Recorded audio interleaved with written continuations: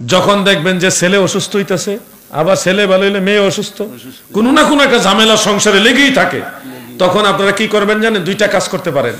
একটা হলো এলাকার সবচেয়ে গরিব যারা, তাদেরকে ঘরে আইনা 2 বেলা খাওয়াইবেন। ডাইল ভাত তুই খাওয়ান, ঘরে আইনা 2 বেলা ভাত খাওয়াইবেন। পারবেন নি? কারণ দয়াল নবীজি বলেছে, ঘরের ভিতরে যে জিয়াফত করা হয়, মেহমানদারি করা হয়, এটা ঘরের বালা মুসিবত দূরের উসিলা। প্রত্যেক জিনিসের যাকাত আছে, আর ঘরের যাকাত হলো জিয়াফত। ঘরের যাকাত কি? জিয়াফত।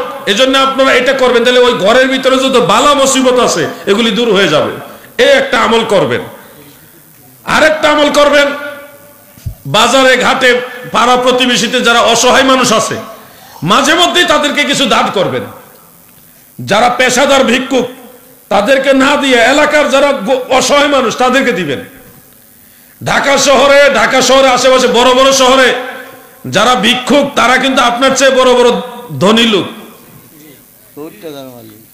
বিশ্বাস হয় না? না, সবার কথা বলছি না, বেশিরভাগই এরকম।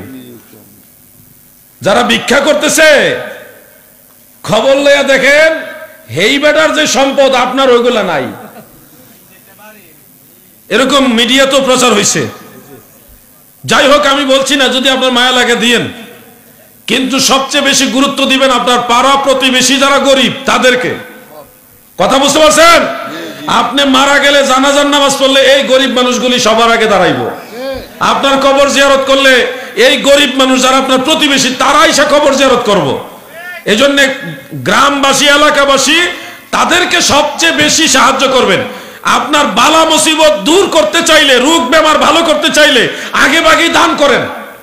দান করবেন। দেখেন, একটা এমনও ঘটনা আছে যে ধরেন কিছুক্ষণ পরে আপনার একটা অ্যাক্সিডেন্ট লেখা আছে তকদিরে লেখা আছে, আপনি মোটরসাইকেল অ্যাক্সিডেন্ট করে পাও ভাঙে নেবেন।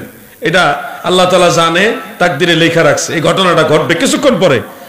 এর আগে যদি আপনি ধরেন পকেটে টাকা নাই, 50 টাকা একজন গরিব মানুষকে দান করছেন, এই নাও কিছু খাইও নাও, বা 100 টাকা দিয়ে বলছেন 1 কেজি 1.5 কেজি চাল নিস নে, এইটা দিয়ে মোটরসাইকেলে উঠছেন, ওই দানের খাতিরে তকদিরের খাতা থেকে আপনার অ্যাক্সিডেন্টের বিষয়টা আল্লাহ কাইটা দিব। আমি এগুলি বানাই বলতেছি না, হাদিস থেকে বলতেছি, আমি একেবারে সহজ ভাষায় বলতেছি আপনাদেরকে। এই জন্য দান সদকা করবেন। আমি নিজে আমল করার চেষ্টা করি, ভুল ত্রুটির ঊর্ধ্বে আমি না, আমি চেষ্টা করি, আপনারাও চেষ্টা করেন, দেখবেন ভালো থাকতে পারবেন। আল্লাহ তাআলা সবাইকে ভালো রাখুক, বলেন আমিন।